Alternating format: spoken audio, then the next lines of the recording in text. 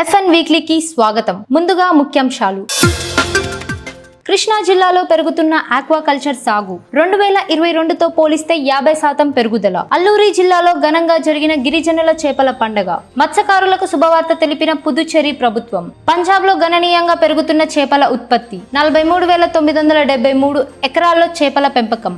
Global warming కారణంగా Japan లో తగ్గిన సాల్మన్ సౌరీల చేపల వేట. ప్రధాన వార్తల్లోకి వెళ్తే, భారత్ మండపం ఢిల్లీలో ఏప్రిల్ 3 నుండి 5 వరకు నిర్వహించిన స్టార్టప్ మహాకుంభ్ కార్యక్రమం ఘనంగా ముగిసింది. ఆక్వాకల్చర్ లోని స్టార్టప్ కంపెనీస్ కి ఇదొక గొప్ప ప్లాట్ఫామ్ గా అవకాశం ఇచ్చిన వేదిక. స్టార్టప్ల అభివృద్ధిని ప్రోత్సహించడంలో ఈ ఈవెంట్ ప్రధాన ఉద్దేశం. స్టార్టప్లు, పెట్టుబడిదారులు మరియు స్టేక్ హోల్డర్స్ ఈ ప్రోగ్రామ్ లో పాల్గొని భారతదేశం మత్స్యరంగంలోని ఆర్థిక వ్యవస్థను ముందుకు తీసుకెళ్లడానికి కావాల్సిన సహకారాన్ని హైలైట్ చేశారు. ఈ ఈవెంట్ లో ఫిషరీ న్యూస్ మీడియా ప్రతినిధులు మరియు బృందం ఈ కార్యక్రమానికి హాజరై ఈ ఉత్కంఠభరితమైన కార్యక్రమాన్ని కవర్ చేశారు. ఈ సందర్భంగా fishery news founder and CEO P Induvardhan Reddy startup Mahakumbh 2025లో ఆయన అనుభవాలను పంచుకున్నారు. ఫిషరీ న్యూస్ ఆక్వా రంగంలో అందిస్తున్న సేవను, కృషిని బ్లూ రెవల్యూషన్ లో తమ వంతు పాత్రను పోషిస్తున్నామని గర్వంగా చెప్పారు. ఈ ఈవెంట్ లో aqua doctor solution founder and CEO doctor Debtanu Burman ఆయన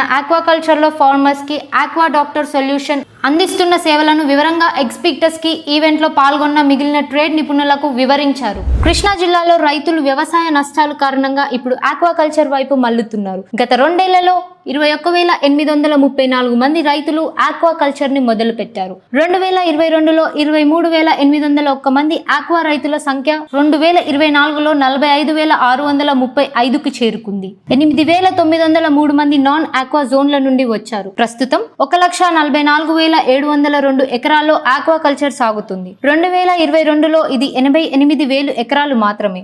2024-25 సంవత్సరానికి కృష్ణా జిల్లాలో మొత్తం ఆక్వాకల్చర్ ఉత్పత్తి 9,80,311 మెట్రిక్ టన్నులు.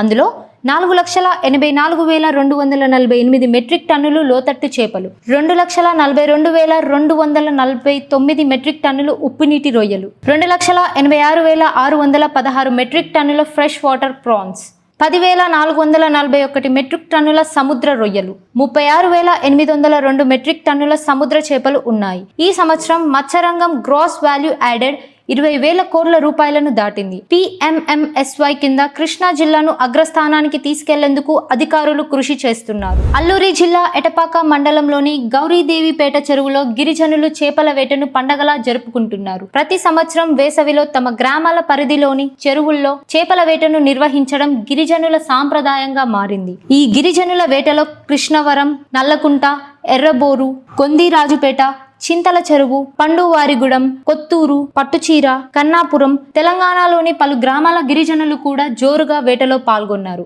సాంప్రదాయ వలలతో కుటుంబ సభ్యులంతా కలిసి వేటను నిర్వహించడం విశేషం. వేటలో పాల్గొన్న ప్రతి వ్యక్తి చేపలను పట్టుకొని తమ ఇంటికి తీసుకెళ్లారు. ఇది వారి దినచర్యలో ముఖ్యమైన భాగంగా మారింది.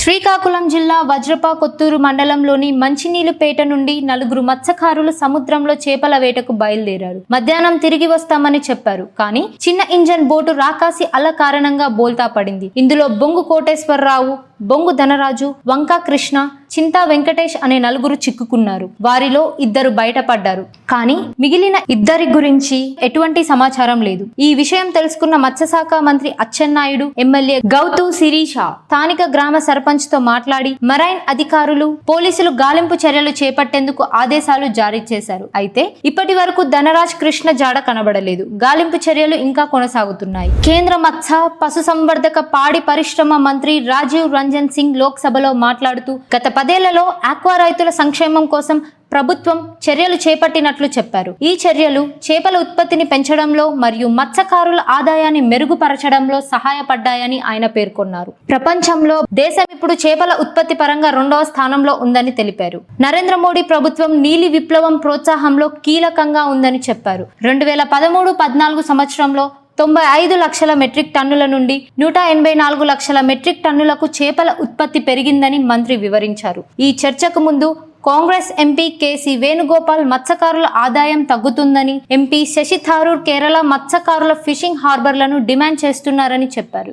DMK MP TR Balu Sri Lanka అధికారులు భారత మత్స్యకారులను అరెస్ట్ చేస్తున్నారని, దీన్ని కేంద్రం పట్టించుకోవాలని తెలిపారు. పుదుచ్చేరి ప్రభుత్వం మత్స్యకారులకు శుభవార్త తెలిపింది. 61 రోజుల నిషేధ కాలం కోసం మత్స్యకార కుటుంబాలకు ఇచ్చే సహాయాన్ని 6,500 రూపాయల నుండి 8,000 రూపాయల వరకు పెంచింది. మార్చి 30న అమల్లోకి వచ్చిన లీన్ సీజన్ మరియు ప్రకృతి వైపరీత్యాల పథకం 2025లో సవరించిన సంక్షేమం ద్వారా ఈ పెంపు కల్పించబడింది. ఈ సహాయం ఎలక్ట్రానిక్ క్లియరెన్స్ సర్వీస్ ద్వారా పంపిణీ చేయబడుతుంది. అలాగే లీన్ సీజన్ సహాయం ప్రతి కుటుంబానికి 3,000 రూపాయల నుండి 6,000 రూపాయల వరకు పెంచబడింది. దాదాపు 2,000 మత్స్యకార కుటుంబాలు ఈ సహాయం పొందే అవకాశం ఉందని మత్స్యశాఖ మంత్రి కె లక్ష్మీనారాయణ తెలిపారు. వృద్ధాప్య పెన్షన్ కోసం 890 మంది మత్స్యకారులు దరఖాస్తులను ప్రాసెస్ చేసి త్వరలో పంపిణీ చేయనున్నారు. కరైకల్ మత్స్యకారుల డిమాండ్ అయిన స్మార్ట్ మరియు ఇంటిగ్రేటెడ్ ఫిషింగ్ హార్బర్ కోసం కేంద్ర ప్రభుత్వం 130 కోట్ల రూపాయలు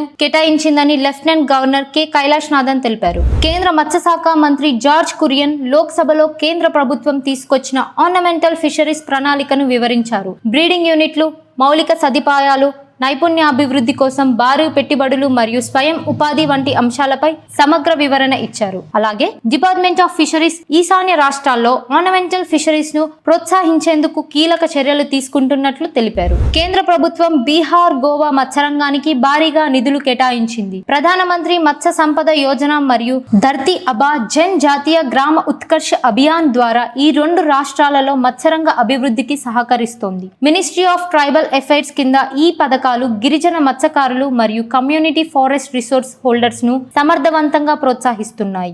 బీహార్లోని ఈ ప్రాజెక్టుకు 138 లక్షల రూపాయలు, గోవా రాష్ట్రానికి 15 లక్షల రూపాయలు మంజూరు చేయడం ద్వారా గిరిజన మత్స్యకారుల జీవనోపాధి మెరుగుపడనుంది. పాట్నాలోని బాపు సభాగర్లో home and cooperation minister Amit Shah ఆధ్వర్యంలో నిర్వహించిన స్టేట్ కోఆపరేటివ్ కాన్ఫరెన్స్ లో ఎన్ఎఫ్డిబి పాల్గొంది. ఈ కాన్ఫరెన్స్ లో ముఖ్యంగా ఫిషరీస్, ఆక్వాకల్చర్ లోని ప్రభుత్వ పథకాలైన PMMSY, PMMKSSY, FIDF, GAIS గురించి విస్తృతంగా చర్చలు జరిగాయి. ఎన్ఎఫ్డిబి సహకారంతో tuna value addition workshop విజయవంతంగా నిర్వహించబడింది. ఈ వర్క్ షాప్ ను central island agriculture research institute Port Blair director, fisheries survey of India మరియు నిఫాట్ అధికారుల సమక్షంలో జ్యోతి కుమారి IAS, నికోబార్ ఐలాండ్ మత్స్యశాఖ కార్యదర్శి ప్రారంభించారు. ఈ కార్యక్రమంలో సుమారు 70 మంది హాజరయ్యారు. ఇందులో స్టేక్ హోల్డర్స్, మత్స్యకారులు, చేపల వ్యాపారులు, సీఫుడ్ ఎగుమతిదారులు, సహకార సమితి సభ్యులు మరియు SSGల సభ్యులు పాల్గొన్నారు. త్రిపుర మత్స్యశాఖ మంత్రి సుధాంశు దాస్, బీజేపీ ఎమ్మెల్యే స్వప్న దాస్ పాల్ లేవనెత్తిన రిఫరెన్స్ నోటీసుకు అసెంబ్లీ సమావేశంలో సమాధానం ఇచ్చారు. ఆయన ప్రభుత్వం మత్స్యరంగంలో వృద్ధిని పెంచడమే కాకుండా డిమాండ్, ఉత్పత్తి మధ్య లోటును పరిష్కరించడానికి కట్టుబడి ఉందని తెలిపారు. త్రిపురలో ప్రతి వ్యక్తి చేపల వినియోగం సంవత్సరానికి 27.83 కిలోలుగా ఉండి దేశంలోనే 2వ స్థానంలో ఉందన్నారు. అయితే ప్రస్తుతం డిమాండ్ 1,17,287.46 మెట్రిక్ టన్నులు ఉండగా ఉత్పత్తి 85,805.68 మెట్రిక్ టన్నులుగా ఉంది. అలాగే 31,481.78 మెట్రిక్ టన్నుల లోటు ఉంది. ఈ సమస్యను పరిష్కరించేందుకు ముఖ్యమంత్రి మత్స్య వికాస్ యోజన 2023-24 ఆర్థిక సంవత్సరంలో ప్రారంభించబడింది. బుధవారం తమిళనాడు ముఖ్యమంత్రి ఎంకే స్టాలిన్ నేతృత్వంలోని తమిళనాడు శాసనసభ శ్రీలంక నుండి కచ్చతీవును తిరిగి స్వాధీనం చేసుకోవడానికి కేంద్రం చర్యలు తీసుకోవాలని కోరుతూ ఒక తీర్మానాన్ని ఏకగ్రీవంగా ఆమోదించింది. ఈ తీర్మానం శ్రీలంక నావికాదళం తరచుగా మత్స్యకారుల అరెస్టులు మరియు దాడుల కారణంగా భారత జాలర్లు, ముఖ్యంగా తమిళనాడుకు చెందిన వారు ఎదుర్కొంటున్న నిరంతర సవాళ్లను హైలైట్ చేస్తుంది. కచ్చతీవును తిరిగి పొందడం మాత్రమే కాకుండా తమిళనాడు జాలర్ల రక్షణకు శాశ్వత పరిష్కారమని సెషన్లో తెలిపారు. రాజకీయ మార్పులు ఉన్నప్పటికీ శ్రీలంక అధికారులు నిరంతర దాడులు, అరెస్టులు మరియు ఫిషింగ్ బోట్లను జప్తు చేయడంపై ఆయన తీవ్ర ఆందోళన వ్యక్తం చేశారు. మోహాలీలో మత్స్యశాఖ ఆధ్వర్యంలో జరిగిన సమావేశంలో 300 మందికి పైగా ఆక్వా రైతులు మరియు అధికారులు కొత్త టెక్నాలజీ, ఉత్తమ పద్ధతులపై అవగాహన పొందారు. ఈ సందర్భంగా పంజాబ్ మత్స్య శాఖ మంత్రి గుర్మిత్ సింగ్ కుడియన్ తెలిపిన వివరాల ప్రకారం పంజాబ్ రాష్ట్రం ప్రతి సంవత్సరం 1,81,188 టన్నుల చేపలను సహజ జలాలు, ప్రైవేట్ మరియు పంచాయతీ చెరువుల నుంచి ఉత్పత్తి చేస్తుందని ఆయన పేర్కొన్నారు. 43,973 ఎకరాలను చేపల పెంపకానికి కేటాయించినట్లు తెలిపారు. 14 కోట్లు మంచినీటి చేప పిల్లలను 16 ప్రభుత్వ ఫామ్ల నుంచి ఉత్పత్తి చేసి రైతులకు సబ్సిడీతో అందజేస్తున్నామని చెప్పారు. ముఖ్యంగా ముక్తాసర్, బదిండా, మాన్సా, ఫరీద్కోట్, ఫాజిల్కా జిల్లాల్లో ష్రింప్ ఫార్మింగ్ జరుగుతుందని, ఇది రైతులకు 2.5 లక్షల రూపాయల నుండి 4 లక్షల వరకు వార్షిక ఆదాయం అందించమని తెలిపారు. కర్ణాటకలో 5 తీర ప్రాంత మత్స్య గ్రామాలను climate resilient coastal fishermen villages గా అభివృద్ధి చేయాలని ప్రభుత్వం నిర్ణయించింది. ఈ గ్రామాలు ఉప్పుండ, మడికల్, కోటేశ్వర, కడేకర్ బైలూరు మరియు మట్టడ హిత్లుగా ఉన్నాయి. ఈ నిర్ణయాన్ని కేంద్ర మత్స్య, పశు సంవర్ధక మరియు పాడి పరిశ్రమ శాఖ మంత్రి జార్జ్ కురియన్ రాజ్యసభలో వెల్లడించారు. ఈ గ్రామాలను అభివృద్ధి చేయడంలో రాష్ట్ర ప్రభుత్వంతో కలిసి కేంద్ర మత్స్య శాఖ కీలక నిర్ణయాన్ని తీసుకుంది. వాతావరణ మార్పులకు అనుగుణంగా సుస్థిర మత్స్య పరిశ్రమను నిర్మించేందుకు ఈ చర్యలు దోహదం చేస్తాయని ప్రభుత్వం భావిస్తోంది. ఈస్టబన్ వెలెన్జుయిలా నేతృత్వంలోని చిలీ ప్రతినిధుల బృందం న్యూఢిల్లీలో యూనియన్ మత్స్య పశు సంవర్ధక శాఖ మంత్రి శ్రీ రాజీవ్ రంజన్ సింగ్ తో సమావేశమైంది. ఈ సమావేశంలో ఇరు దేశాల మధ్య బృందాన్ని బలపరచడం, సాల్మన్ మరియు ట్రౌట్ ఫార్మింగ్ పై పరిశోధన, hatchery technology transfer, capacity building మరియు స్కిల్ డెవలప్మెంట్ అవకాశాలను పొందడం వంటి అంశాలపై చర్చలు జరిగాయి. ఈ సమావేశంలో భారత ప్రభుత్వం మత్స్య శాఖ కార్యదర్శి doctor Abhilaksh Likhi, department of animal husbandry and dairying అదనపు కార్యదర్శి DOF మరియు DAHD జాయింట్ సెక్రటరీలు కూడా పాల్గొన్నారు. ఐకార్, సిఫ్రీ, వడోదర్ మరియు మహారాష్ట్ర మత్స్య శాఖ సంయుక్తంగా మహారాష్ట్ర రాష్ట్రంలోని థానే మరియు పాల్ఘర్ జిల్లా రిజర్వాయర్లో చేపల ఉత్పత్తిని పెంచేందుకు కేజ్ మరియు పెన్ కల్చర్ పై 3 రోజుల శిక్షణ కార్యక్రమాన్ని నిర్వహించింది. ఈ కార్యక్రమానికి పాల్ఘర్ జిల్లా మత్స్య శాఖ సహాయ కమిషనర్ శ్రీ DH పటేల్ ముఖ్య అతిథిగా పాల్గొన్నారు. శిక్షణలో రిజర్వాయర్ల నుండి చేపల ఉత్పత్తి పెంచేందుకు కేజ్ మరియు పెన్ కల్చర్ పై విస్తృత అవగాహన కల్పించబడింది. పాల్ఘర్ జిల్లాకు చెందిన 28 ఆదివాసీ మత్స్యకారులు ఈ శిక్షణలో పాల్గొన్నారు. ఇటలీలో జరిగిన ఇండియా-ఇటలీ బిజినెస్ మీట్ లో భాగంగా ఇండియా సీ ఫుడ్ ఎగుమతిదారులు ప్రతినిధి బృందం టస్కనీ ప్రాంతంలోని ప్రాసెసింగ్ ప్లాంట్లను సందర్శించారు. ఇందులో తంజానమోవా, ఎఫేగి సర్వీస్ మరియు సీ ఫుడ్ ప్రాసెసింగ్ ప్లాంట్లు కూడా ఉన్నాయి. ఈ సందర్శనలో సీఫుడ్ ఉత్పత్తుల సిస్టమ్స్ ను మరియు వాటి విలువలను అర్థం చేసుకున్న ప్రతినిధి బృందం ఇటాలియన్ కొనుగోలుదారులతో కలిసి భారతదేశం నుండి సీ ఫుడ్ బిజినెస్ ను పెంచే అవకాశాలను అన్వేషించింది. ఎంపెడా, ఇండియన్ ఎంబసీ రోమ్ మరియు ఎసోయిటికా సంయుక్తంగా నిర్వహించిన ఈ B2B మీటింగ్ భారతదేశం నుండి సీ ఫుడ్ బిజినెస్ ను విస్తరించడంలో కీలక పాత్ర పోషించింది. ప్రపంచంలో అతిపెద్ద సీ ఫుడ్ ఉత్పత్తి దేశమైన జపాన్ వాతావరణ మార్పు మరియు గ్లోబల్ వార్మింగ్ కారణంగా గత 20 సంవత్సరాల చేపల వేటలో 13% తగ్గుదలను ఎదుర్కొంది. 2014లో సాల్మన్ వేట 54.8 మెట్రిక్ టన్నుల నుంచి 2019లో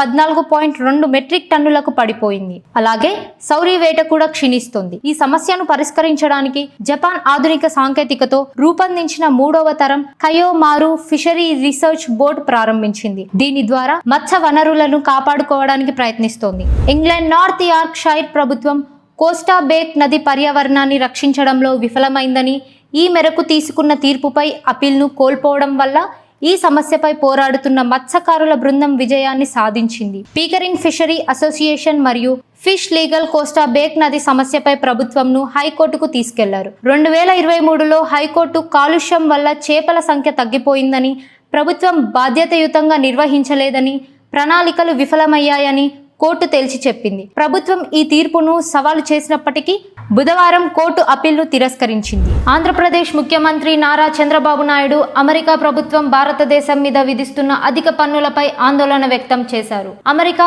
ఈక్వెడార్ వంటి దేశాలకు 10% మాత్రమే పన్ను విధిస్తున్నాయని, ఇది భారతీయ ఎగుమతులను ప్రత్యక్షంగా దెబ్బతీస్తుందని ఆయన వాపోయారు. కేంద్ర వాణిజ్య పరిశ్రమల మంత్రి పీయూష్ గోయల్ కు రాసిన లేఖలో ఆంధ్రప్రదేశ్ రాష్ట్రంలోని ఆక్వా ఉత్పత్తులను అదనపు పన్నుల నుండి మినహాయించాలని ప్రోత్సహించాలని కోరారు. ఆక్వా రంగం రాష్ట్ర జీడీపీలో కీలకమైన పాత్ర పోషిస్తుందని, ఆక్వా రైతులను తీవ్రమైన సంక్షోభంలో ఉన్నప్పుడు కేంద్రం వారి పట్ల మద్దతు ఇవ్వాలని సూచించారు. అమెరికా ప్రభుత్వం భారతదేశం నుండి సముద్ర ఆహార ఉత్పత్తులపై 27% దిగుమతి పన్ను విధించిందని తెలిపారు. 2023-24 సంవత్సరంలో భారతదేశం నుండి అమెరికాకు $2.55 బిలియన్ విలువైన సముద్ర ఆహార ఉత్పత్తులు ఎగుమతి అయ్యాయని, అందులో 92% ష్రింపే వాటా కలిగుందని ఆయన రాశారు. ఇంతటితో FN వీక్లీ సమాప్తం.